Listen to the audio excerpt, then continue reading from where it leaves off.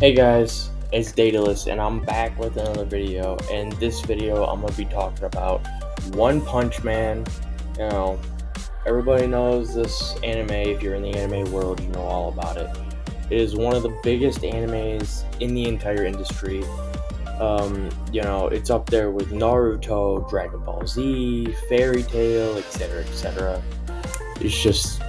It's one of the biggest animes to ever come on any anime platform ever.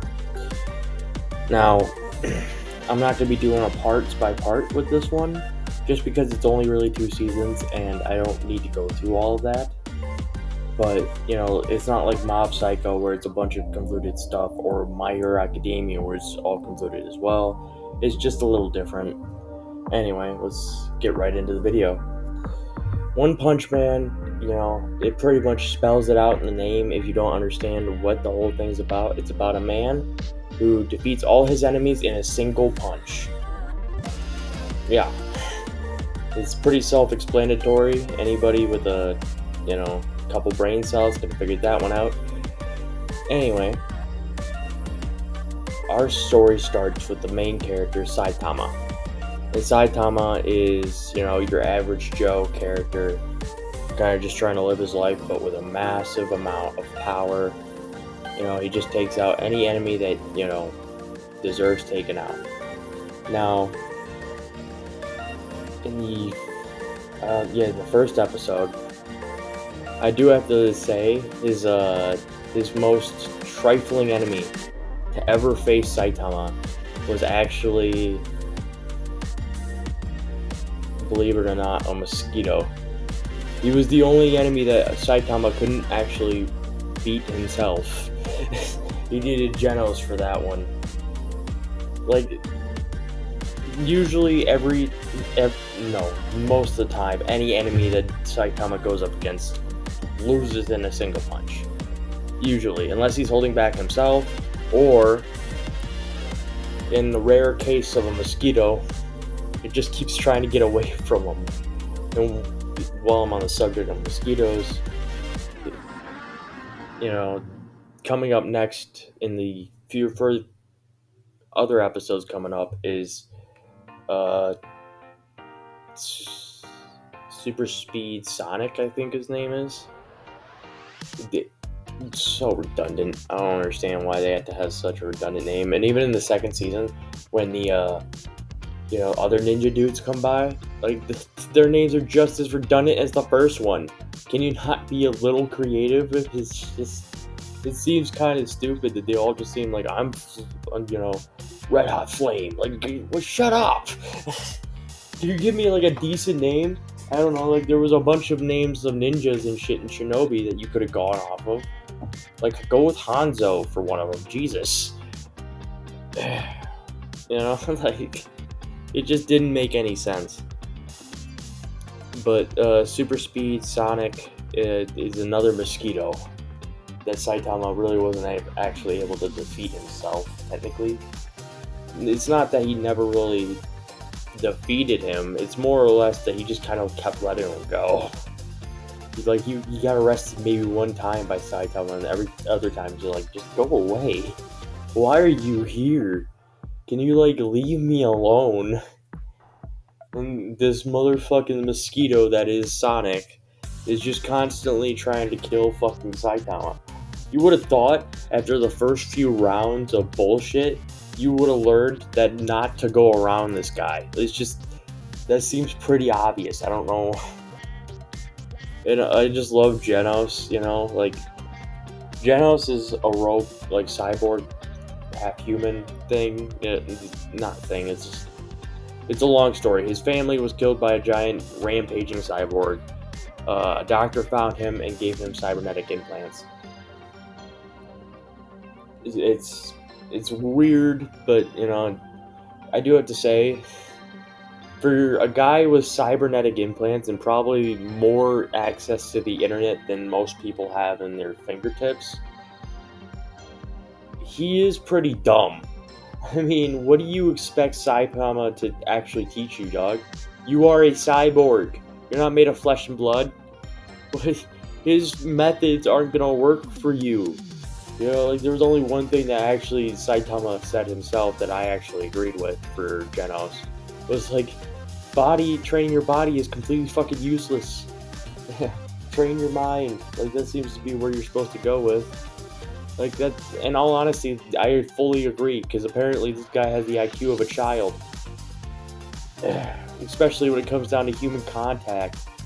Now, I'm not saying that everybody, that every time he acts like a kid. No, he usually acts like a pretty chill adult. But, there's just some things that he says that makes me think that he's a 5-year-old under all that metal armor. Like, that, I don't know. That's just the way I see it. Like, there are times when he talks to Saitama where he just seems like a freaking 5-year-old. And then there's times when he's in the midst of battle where he doesn't seem like a 5-year-old at all. He just seems like an actual normal hero trying to save the day and shit. I don't know. It's just Genos seems to go with that back and forth shit, where it's like either he acts like a kid or he acts like a full-grown adult, which is really hard to distinguish. If you watch the show, you'll notice the parts where I'm talking about where he starts like talking more or less like he's actually a child than an adult. So I don't know how old Genos actually is. I haven't looked it up or anything. Let me know in the comments section. But if you guys know how old Genos actually is, let me know in the comments section. And yeah, it's just Genos is by far one of the more convoluted characters because it's like, what? Because he acts like a child in some situations and acts like an adult in others. But back to what I was saying. He goes through the entire show pretty much beating every enemy with a single punch. Well, Genos always gets destroyed. Have you ever noticed that? Genos is always getting freaking wrecked. At least up until season 2. And even then he's still kind of wrecked. Like, all the way up until the end of season 2, he's always getting destroyed by something.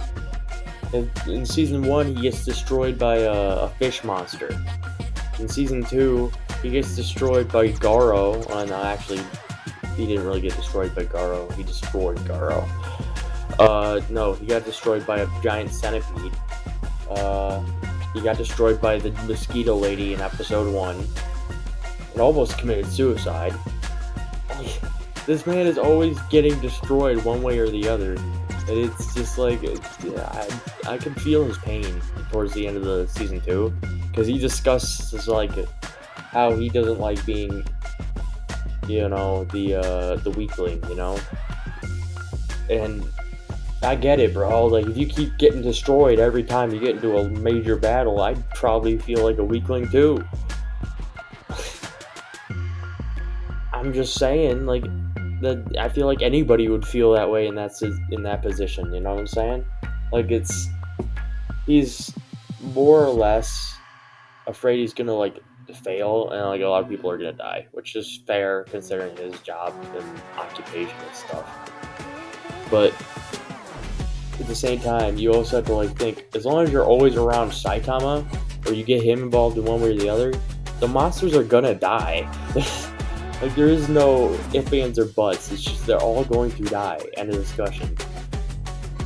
Like, I don't understand. Like, even when I was doing my Mob Psycho review, which, if you haven't seen that, I suggest you guys go check that out. I have a new one coming out soon, so I hope y'all enjoy. Anyway, when I did the Mob Psycho review, the Tatsumaki that was in One Punch Man, he said that Tatsumaki versus Mob Psycho, Tatsumaki would lose, no doubt.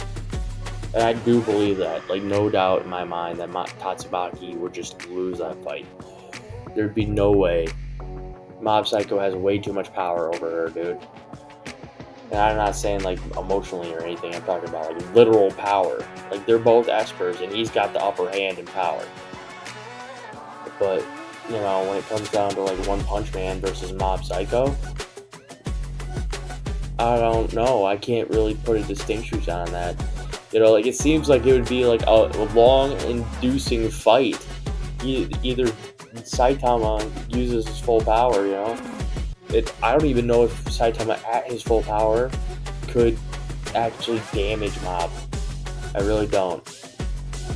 It's really hard to distinguish that because Mob, by the way, is one of the most is actually, by my personal opinion, of course, Mob is the most powerful Esper in the entire anime world.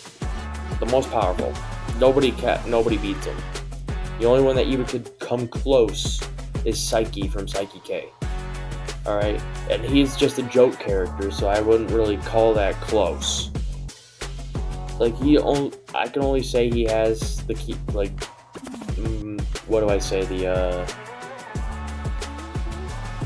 the capabilities to fight Mob Psycho, only because he has a variation of power using Esper abilities. Now, Tatsumaki, yeah, she's got some impressive, Esper powers, but it's usually only one Esper power, telekinesis. You never really get to see her use much more than that. So it's really hard to distinguish, like, Tatsumaki versus Mob Psycho. I can't foresee Tatsumaki winning with nothing but telekinesis. Mob Psycho would ruin her. But One Punch Man versus Mob Psycho, that's a tough fight, tough battle, bruh. Like, One Punch Man, I don't know, because we haven't really gotten to see his true power entirely yet. If you, in the anime at least. In the anime, we haven't really gotten to see One Punch Man Saitama's true power. His power, in certain enemy ends, or enemy end fights, the one with the alien that took over City A, pretty much, like, destroyed City A, he even says right before he dies, like, you've been holding back. Liar. That tells me that we haven't seen his true capabilities. We haven't. Not even close. So, I'm excited to see if there's going to be a Season 3 coming out. I haven't really looked or anything. But let me know in the comments section. And without further ado, leave a like, leave a comment, and subscribe if you like the content. Dirty Dataless Oversight, signing off.